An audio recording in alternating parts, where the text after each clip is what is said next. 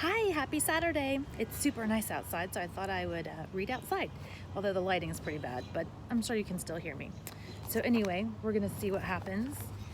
Remember, she was going to Uncle Henrik's boat to give that packet, the secret packet that her mom dropped, and she ran into some dogs.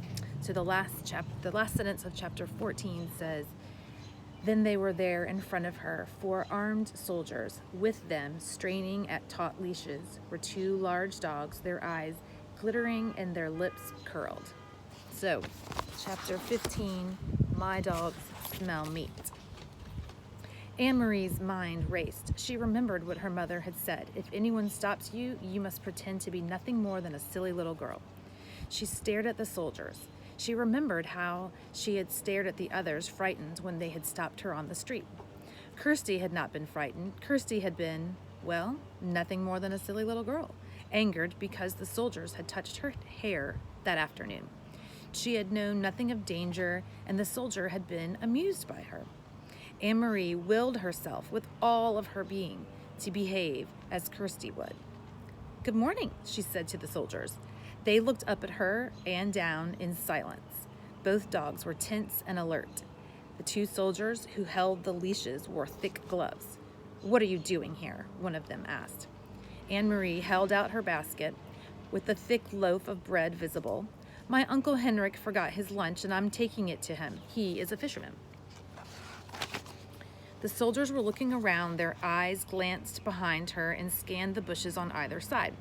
Are you alone? One asked. Anne-Marie nodded. Yes, she said. One of the dogs growled, but she noticed that both dogs were looking at the lunch basket. One soldier stepped forward, the other 2 holding the dogs, remaining where they were.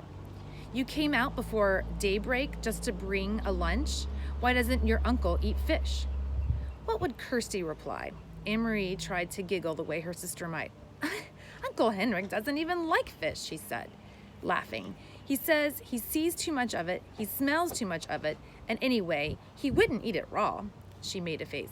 Well, I suppose he would if he's starving, but Uncle Henrik always likes bread and cheese for lunch. Keep chattering, she told herself, as Kirsty would. A silly little girl. I like fish, she went on. I like it the way my mother cooks it. Sometimes she rolls it in breadcrumbs and... The soldier reached forward and grabbed the crisp loaf of bread from the basket. He examined it carefully, and then he broke it in half, pulling the 2 halves apart with his fists. Then she thought that would enrage Kirsty. She knew. So she acted as Kirsty would. Don't, she said angrily. That is Uncle Henrik's bread. My mother baked it. The soldier ignored her. He tossed the 2 halves of the loaf onto the ground, 1 half in front of each dog. They consumed it quickly, each snapping at the bread and gulping it so that it was gone in a second. Have you seen anyone in the woods? The soldier barked the question at her. No, only you. Anne-Marie stared at him. What are you doing in the woods anyway? You're making me late. Uncle Henrik's boat will leave before I get there with his lunch, or what's left of his lunch. The soldier picked up the wedge of cheese. He turned it over in his hand. He turned to the 3 behind him and asked something in their own language. One of them asked "Nein" in a bored tone. Anne-Marie recognized the word. The man had replied no. He probably had been asked, Anne-Marie thought, do you want this, or perhaps should I give it to the dogs? The soldier continued to hold the cheese. He tossed it back and forth between his hands. Anne-Marie gave an exasperated sigh. Can I go now, please? She asked impatiently. The soldier reached for the apple. He noted its brown spots and made a face of disgust. No meat? He asked, glancing at the basket and the napkin that lay on the bottom. Anne-Marie gave him a withering look. You know we have no meat, she said. Your army eats all of Denmark's meat. Please, please, she implored in her mind. Please do not lift the napkin. The soldier laughed. He dropped the bruised apple on the ground. One of the dogs leaned forward, pulling at his leash, sniffed the apple, and stepped back.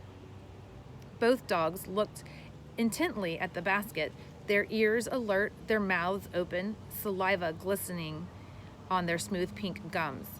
My dogs smell meat, the soldier said. They smell squirrels in the woods, Anne-Marie responded. You should take them hunting. The soldier reached forward with the cheese in one hand, as if he was going to return it to the basket, but he didn't. Instead, he pulled out the flowered cotton napkin. Anne-Marie froze. "Your uncle has a pretty little lunch," the soldier said scornfully, crumpling the napkin around the cheese in his hand. "Like a woman," he added with contempt. Then his eyes locked on the basket. He handed the cheese and napkin to the soldier beside him. "What's this in the bottom?"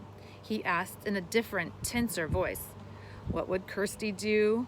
Anne-Marie stamped her foot. Suddenly, to her own surprise, she began to cry. "I don't know," she said, her voice choked. "My mother is going to be angry that you stopped me and made me late, and you've completely ruined Uncle Henrik's lunch, so now he'll be mad at me too." The dogs whined and struggled against their leashes, nosing forward to the basket. One of the other soldiers muttered something in German. The soldier took out the packet. Why was this hidden so carefully? His eyes snapped. Why was this hidden so carefully? He snapped. Anne-Marie wiped her eyes on the sleeve of her sweater. "It wasn't hidden any more than the napkin was. I don't know what it is." That, she realized, was the truth. She had no idea what was in that packet. The soldier tore the paper open, while below him on the ground, the dogs strained and snarled, pulling against their leashes. Their muscles were visible beneath their sleek, short-haired flesh. He looked inside, and then he glared at Anne-Marie. "Stop crying, you idiot girl," he said harshly. "Your stupid mother has sent your uncle a handkerchief. In Germany, the women have better things to do. They don't stay home hemming handkerchiefs for their men." He gestured with the folded white cloth and gave a short laugh. At least she didn't stitch flowers on it. He flung it to the ground, still half wrapped in the paper beside the apples.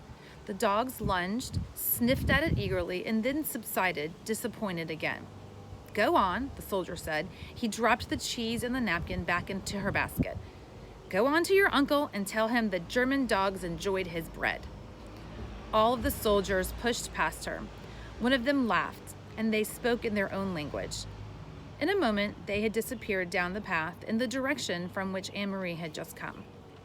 She quickly picked up the apple and opened the packet with the white handkerchief inside. She put them into the basket, and she ran around the bend toward the harbor, where the morning sky was now bright with early sun, and some of the boat engines were starting. The Ingeborg was still there by the dock, and Uncle Henrik was there, his light hair windblown and bright as he knelt by his nets.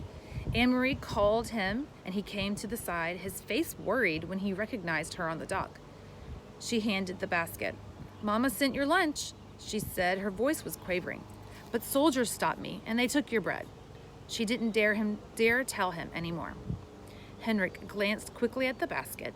She could see the relief on his face and knew that it was because he had seen the packet that was there, even though it was torn open. "Thank you," he said, and the relief was evident in his voice. Anne-Marie looked quickly around the familiar boat. She could see down the passageway into the empty cabin. There was no sign of the Rosens or the others. Uncle Henrik followed her eyes and her puzzled look. "All is well," he said softly. "Don't worry. Everything is all right." "I wasn't sure," he said, "but now," he eyed the basket in his hand, "now, because of you, Anne-Marie, everything is all right. You run home now and tell your mama not to worry. I will see you this evening." He grinned at her suddenly. "They took my bread, huh? I hope they choke on it." So, next chapter is chapter 16. I will tell you just a little, and I will see you tomorrow.